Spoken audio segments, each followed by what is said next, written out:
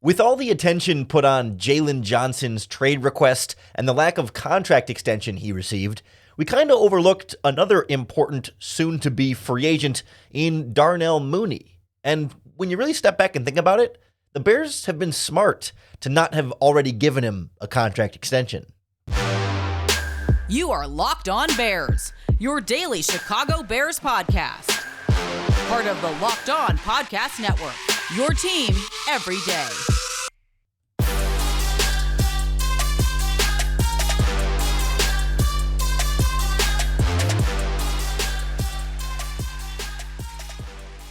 This is Locked On Bears, and I'm your host, Lauren Cox.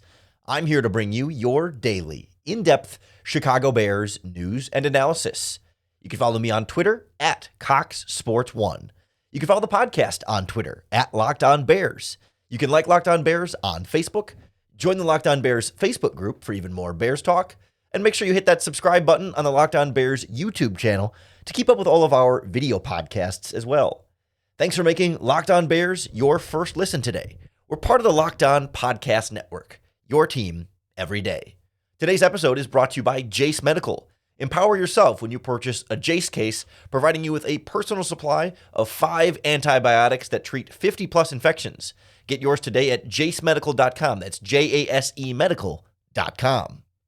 On the show today, we take a closer look at Darnell Mooney's contract situation and why the Bears seem to have played this smart by not rushing to a contract extension with Darnell Mooney earlier and letting this one play out, how it might be in their best interest, even if it's not in Darnell Mooney's best interest. We'll talk about the season and the production Darnell Mooney's having this year and last year and why that makes it kind of a complicated evaluation to pay him because he's a good player and we still see him play as a good player, but he doesn't have the numbers and the production there to quite then justify a big contract extension. So it's a tricky spot there, and it's also tricky in terms of when you start thinking of the long-term plans for the Chicago Bears at wide receiver. When you've got DJ Moore, you've got Tyler Scott, but also you've got a couple of high draft picks in the first round and a particular wide receiver in this upcoming draft class that a lot of Bears fans would love to see in Chicago. And then we'll take a closer look at what the finances might look like here. Where do you start to slot in different possibilities for what a Darnell Mooney contract could cost, even if you wait all the way till free agency? But let's start with the evaluation side of things, because if you just look at the regular old box score numbers, or if you have Darnell Mooney on your fantasy football team, you might be disappointed. Probably should be disappointed. He's got 22 catches for 321 yards and a touchdown this season. He's averaging a career low 32 yards per game, a career low 2.2 catches per game. He's really not been a big part of this Bears offense. He's had 3 games with 0 catches for 0 yards, and he's only had 3 games go above 50 yards receiving, and one of those was 51 yards, and one of those was 53. That game against the Saints, where he kind of broke out a little bit, was his first game above 53 yards receiving all season. He has not had those big, high-impact games of volume statistics. And yet, you watch Darnell Mooney play, still fast, still makes plays after the catch, explosive, still a good route runner, still a guy who can line up outside in the slot, can beat press, can run block for you. Like, he does all the things that you want him to do. And if you look less on a volume standpoint and more on a efficiency on a per-play basis, Mooney hasn't been all that bad when they actually give him a chance with the ball, right? This season, he's averaging a career high, a career best, 14.6 yards per reception. Every time he catches the ball, he's getting a career best in terms of yards. Every time he catches the ball, he's averaging a career best in terms of yards after the catch. 6.6 yards after the catch per reception is a career best for Mooney. So career best yards per catch, career best yards after catch per catch this season. On a per catch basis, he's having the best season of his career. He's just not getting very many catches. He's not getting very many targets in general. He's averaging a career low in targets per game, targets per route run. Essentially, he's only getting targeted on 11% of his routes run. That's based on PFF's targets and route data, which I think is a little bit different than some of the other places' targets and route data. But still, like, he's still playing in a starter's role in this offense. Like, it's not that he's getting less playing time.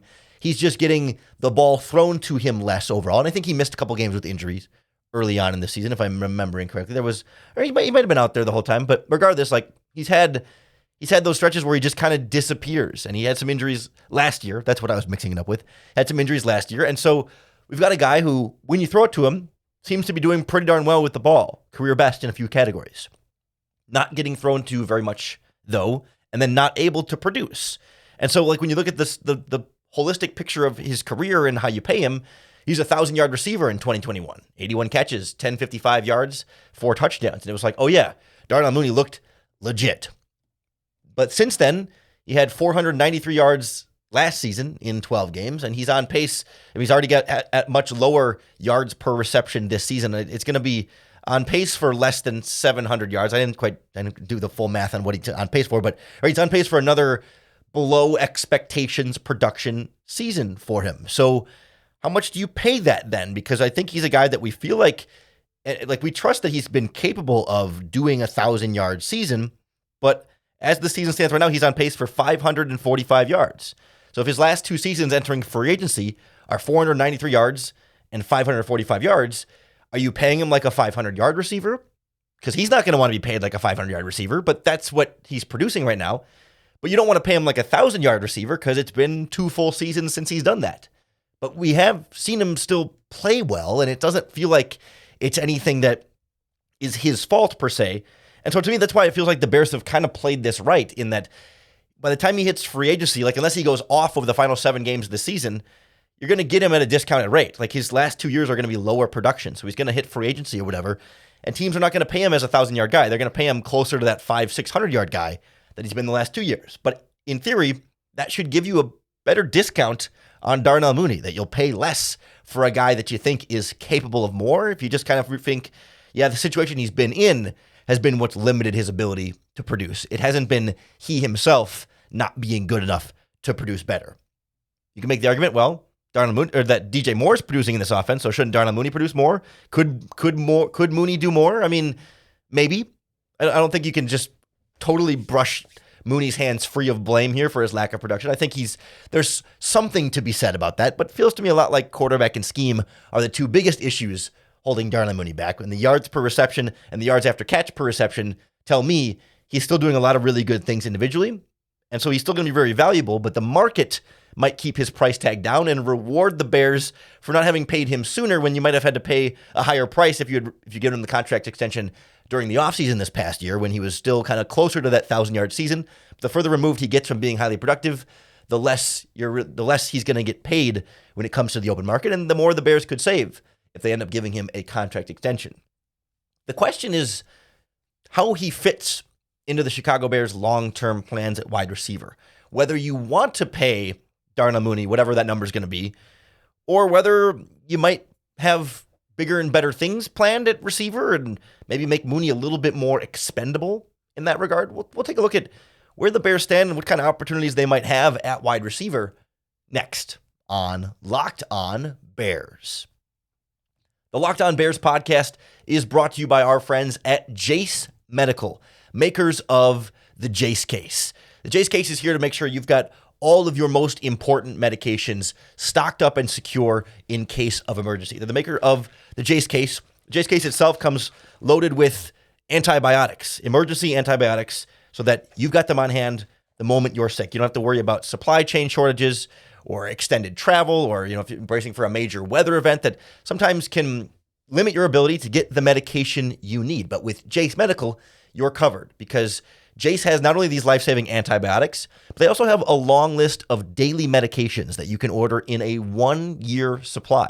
Even ED generics for Cialis and Viagra are also on Jase Medical. So you can go online right now at jasemedical.com and get a 12-month supply of your daily medication.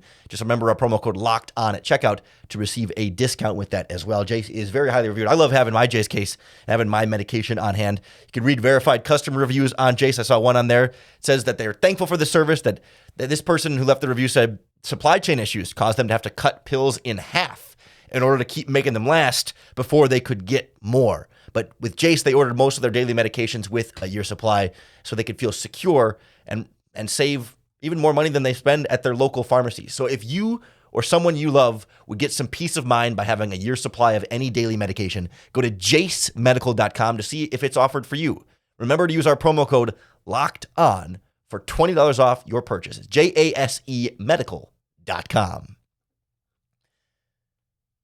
The Chicago Bears should re-sign Darnell Mooney if the price is right. Absolutely. That's the case with Jalen Johnson. It's the case with a lot of their own free agents. But I can't help but wonder if Ryan Poles is looking at his situation at wide receiver and wondering, okay, how desperately do I need to re-sign Darnell Mooney, right? You can never have too many good wide receivers, but how much do you want to invest in one position there as opposed to investing your resources more broadly across the team? Because I don't even know if it's even an elephant in the room at this point, but like the big sort of future lingering factor here is that the Bears are going to pick presumably twice in the top 10, maybe even twice in the top 5. They'll have one of maybe the top 3 picks with that Panthers pick and then another one in the top 10. And they could find themselves in a very strong situation to draft one of the best wide receivers we've seen come out of college in the last decade in Marvin Harrison Jr. from Ohio State. Bears fans have been clamoring for Marvin Harrison Jr. for what feels like 2 or 3 years now. Like since he came onto Ohio State as a freshman and started making some noise there and has been elite every game ever since. I mean, he just looks the part and seems to check all the boxes and really do everything you want him to do at wide receiver and dominate college consistently at the level that you want a wide receiver. He might be the best non-quarterback in this upcoming draft class. Still some regular season left. I certainly have not done extensive scouting on Marvin Harrison Jr. for the draft up to this point. But it becomes a question of like, okay, if you're confident that Marvin Harrison Jr. is going to be the guy that you want in the first round and that you're going to be able to get him, you've got DJ Moore locked up for a few more years. You could draft Marvin Harrison Jr., and certainly like those two then would be number 1, number 2 receivers. I mean, they basically would like having 2 number 1 receivers. Those guys can both be like alpha top dog receivers. It would feel like A.J. Brown and Devonta Smith in Philadelphia, right? Like just get 2 great guys and don't worry about who's the number 1 and who's the number 2. Just let them both cook and have great weapons for your quarterback. But if you have those 2 guys, then do you also pay Darnell Mooney really big money or decent money, medium money, whatever that money might look like, which we'll talk about in a sec, to be the number 3 wide receiver in your offense? Like that's what it comes down to. Like, yes, of course, you want to have as many good wide receivers as you can. And if you can reasonably fit all of those guys in, that's great. Have the good wide receivers, but then you're investing a top 5 pick and then a top wide receiver contract in Moore, and then a certain dollar amount in Mooney is a lot to invest in wide receiver. When you also do have Tyler Scott, who certainly still has a lot to prove, and we're not saying like he can be a premier weapon in your offense per se, but a guy that you drafted last year and has some upside there that as a number 4 option right now in your offense, you feel like that could be all right, and maybe you could grow into a number 3 type guy. And it becomes a question of like, if someone like Marvin Harrison Jr. is in your future, does Darnell Mooney become a little bit more of a luxury and a little bit less of a necessity? Would you rather use that money to further bolster your offensive line, to further bolster your defensive line, to further bolster your secondary? Like there's a lot of different areas where you can start to invest those resources, not in Darnell Mooney. As much as I love Darnell Mooney, and I still think the case for the right price, like yes, you pay Darnell Mooney. I'm not going to pay Darnell Mooney $15 million a year while also paying DJ Moore the $20 million a year that he's getting, right? Or whatever his number is. But if that number becomes a little bit more reasonable and a little bit farther down that list, then maybe it becomes a little bit more palatable there. But again, it's like if the plan is, okay, Moore is wide receiver 1, Mooney is wide receiver 2, and you're not going to, and you know what, Marvin Harrison Jr. is just not going to be within reach for whatever reason. The Panthers pick becomes too low and you think, God, we're just not going to be able to reliably say for sure that we're going to get Marvin Harrison Jr. Well, then it's a lot easier to just say, all right, pay Mooney. He could be your number 2. Moore could be your number 1. Mooney's your number 2. You hope Scott can go with that number 3, but you can also still sign receivers. Or you can draft another receiver that's not Marvin Harrison Jr. and not with your first overall, your first round pick. So that, right, it's not Harrison Jr. or bust as your plan at wide receiver, but it does make the conversation a little bit tricky with someone like Darnell Mooney, because it's a lot to invest in wide receiver in terms of everything you traded and to get DJ Moore and now the contract he's got, potentially a super, super high draft pick in a receiver that's well worth it in someone like Marvin Harrison Jr. So then Mooney on top of that, like on paper, the idea is like, yes, get as many good wide receivers as you can. But in terms of investment everywhere on this team, is that what you want to do, right? Would you rather take that money and invest it, spread it around the offensive line a little bit more? Because, I mean, I don't want to get too deep into the weeds here, but like, you might want a new left tackle. We'll see. You're probably going to want a new left guard. You're probably going to want, I mean, let's see what happens with Tevin Jenkins. I guess if Jenkins and Nate Davis are your guards of the future, then you're probably going to want a new center for sure. You might want a new left tackle depending on how Braxton Jones goes the rest of this year. So like, there's a couple spots you can invest in there. You're going to want more on the defensive line. You know, there's a lot of room on this team to keep spending money elsewhere.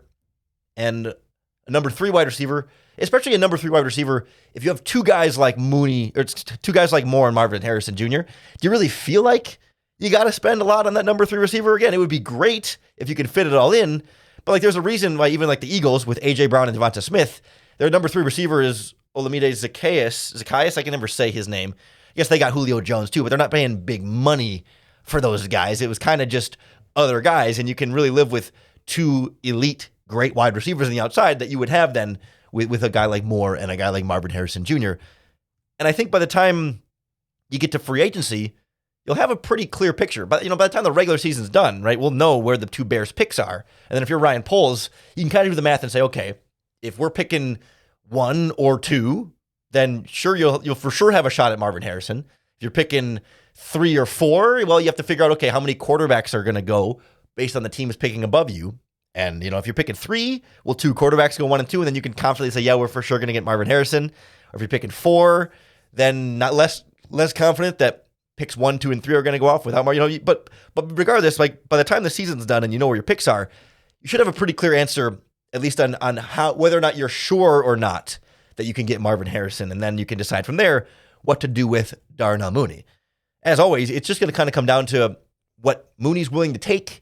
And I think in this case, it's going to be what the rest of the wide receiver market is willing to pay Darnell Mooney. And he feels like a player right now that could slip through the cracks and come back to the Bears on a much cheaper deal than he probably should get, if we're being honest. We'll look at some of the other wide receiver contracts and try and figure out where Darnell Mooney fits into that equation next on Locked On Bears. The Locked On Bears podcast is brought to you by our friends at FanDuel Sportsbook, America's #1 sportsbook. If you haven't played with FanDuel before, now is a great time to get in on the action with this regular season because new customers are going to get $150 in bonus bets when you win any $5 money line bet. So you bet $5 straight up on any team to win their game.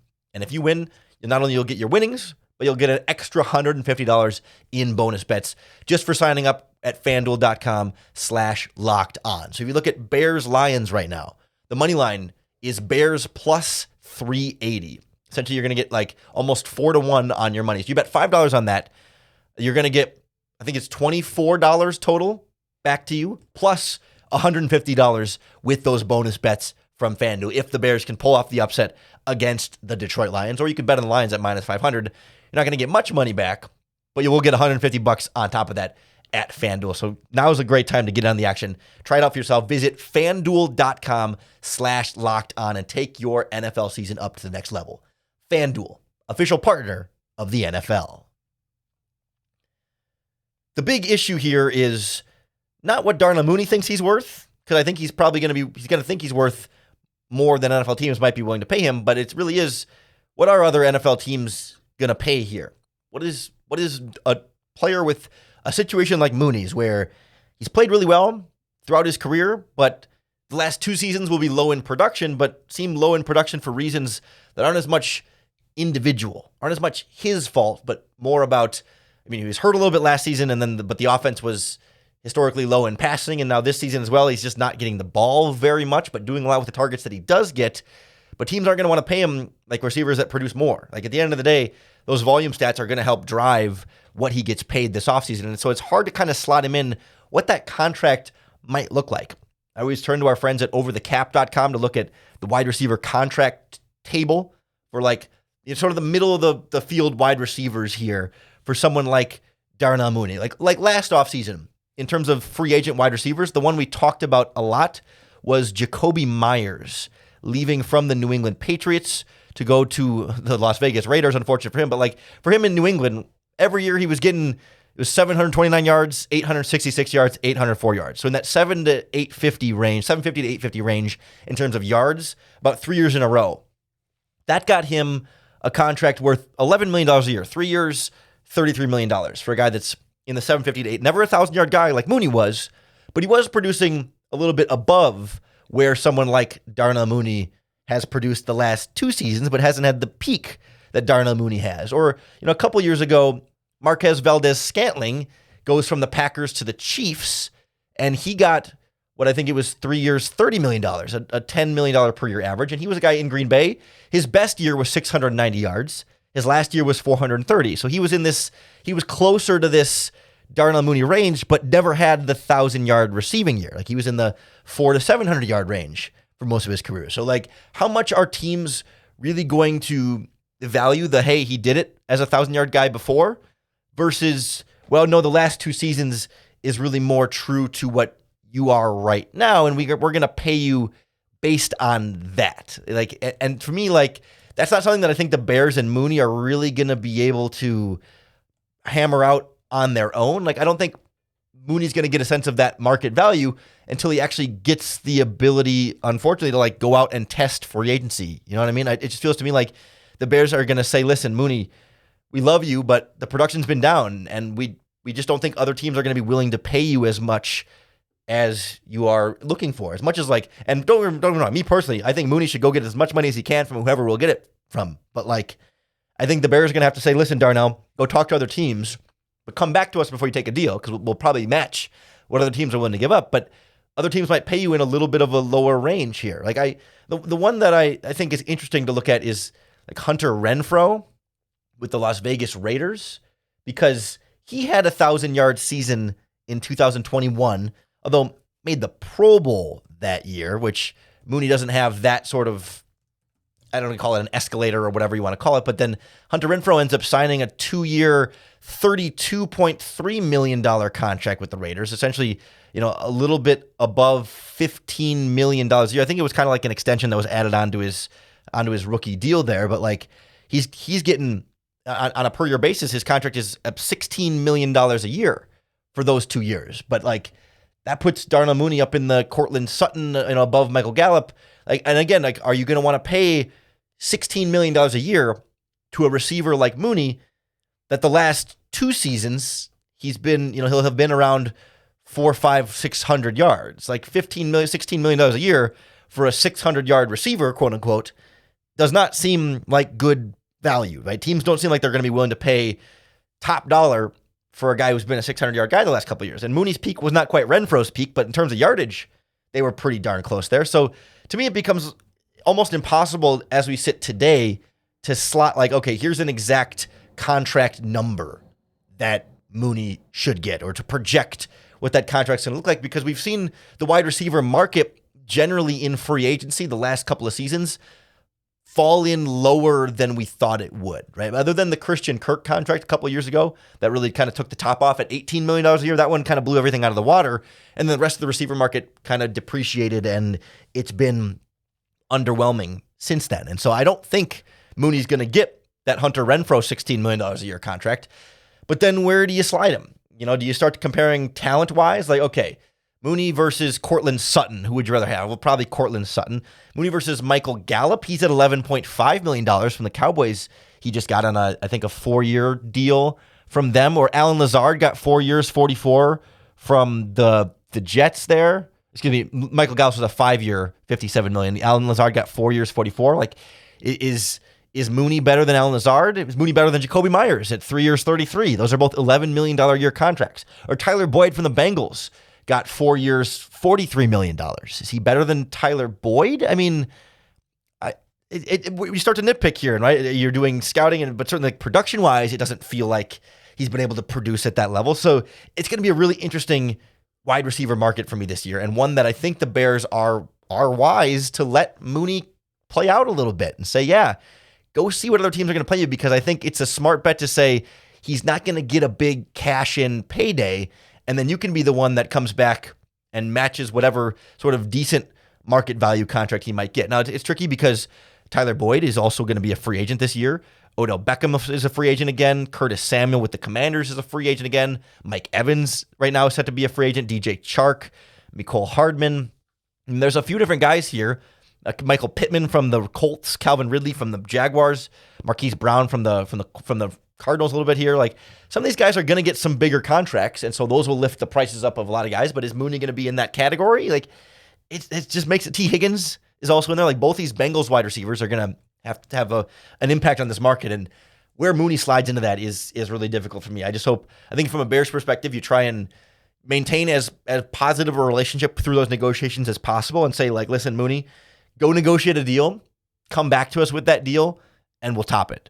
Or we'll talk about matching it or topping it. And then if he comes back with a big $12, $13, $14 million deal, you say, you know what? It's probably more than we're willing to pay right now. But if you come back with a $7, $8, $9, $10 million a year deal, that's a little bit more tolerable with or without the prospect of Marvin Harrison Jr., particularly on the future. I'd love to hear what you think the Bears should do with Darnell Mooney. Should they pay him? How much should they pay him? Should they... If they can get Marvin Harrison Jr., do you not pay him at all? Do you just totally let him walk? I mean, it's too late to trade him, but I don't think the trade value was going to be very high at all anyway. So, yeah, let me know what you think the Bears should do with Darnell Mooney. Tweet us at Locked On Bears. You can post in the Locked On Bears Facebook group. You can leave a comment here on the YouTube channel for Locked On Bears. However you do it, make sure you hit the subscribe button. Wherever you listen to the podcast or on YouTube, that's going to be the best way to keep up with all of our daily in-depth Chicago Bears news and analysis. Come back tomorrow, because I want to talk about who still has the most to prove the rest of the season coming off of this mini bye with a little less than half the year left. It's not a perfect halfway point, but it's sort of like a halfway point. Some guys that still have a lot to prove the rest of the way here, even if the team struggles still. Some guys individually have a lot to still prove, and I want to kind of go through that prospect moving forward, and guys to really keep an eye on here over the final 6 or 7 games of this season. So come back tomorrow for that podcast. Then Thursday, we'll talk to Matt Deary from Locked On Lions for our crossover Thursday to get a preview for what's to come on Sunday. Friday, we'll put together a game plan to try and find a way for the Bears to win a key divisional game on the road here. And just so you know, just like you know, and before you know it, just like that, combining two of those phrases, Monday we'll recap the game and everything for you. So we're here 5 days a week for you to give you each and every day another opportunity to bear down.